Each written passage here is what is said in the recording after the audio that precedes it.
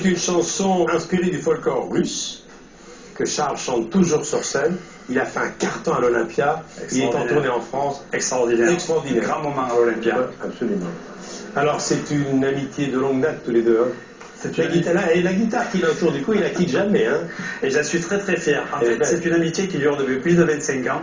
Et c'est cette fidélité. Et il a su me tendre la main quand j'en avais besoin. Et il n'a jamais quitté. Et ça, je... Non, mais il y a eu plein de connivences, il y a eu plein de croisements sincères. Tu sais, en fait, la musique gitane n'était pas trop à la mode. J'avais fait l'émission sur la 5 où je cherchais un générique. J'ai dit à Chico, au moins une musique, quelque chose que, tu vois.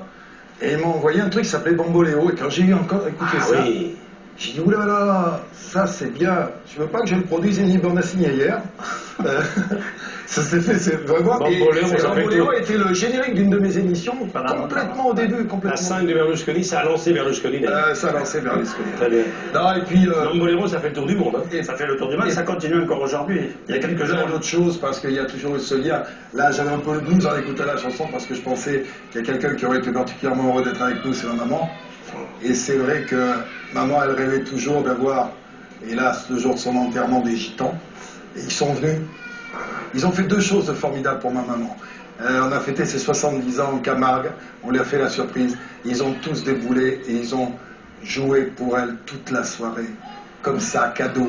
Et le jour de son enterrement, ils sont tous venus. Et je dois dire que depuis, moi, j'ai pas versé une seule larme, pour plein de raisons que j'explique dans mon livre. Les seules larmes que j'ai versées, c'est quand je suis entré dans l'église et que j'ai entendu les guitares gitanes.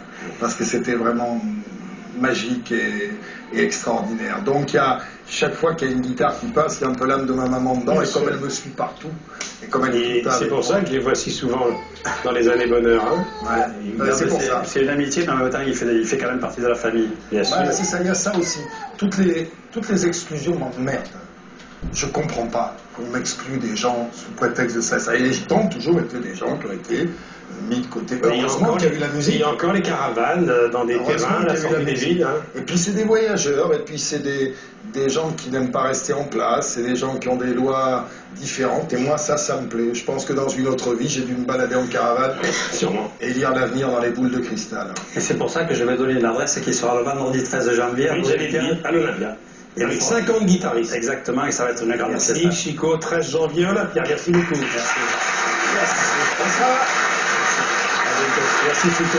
Merci beaucoup. Alors, quelqu'un, ça m'étonne pas que tu l'aimes. Il a un humour ravageur, c'est Benio.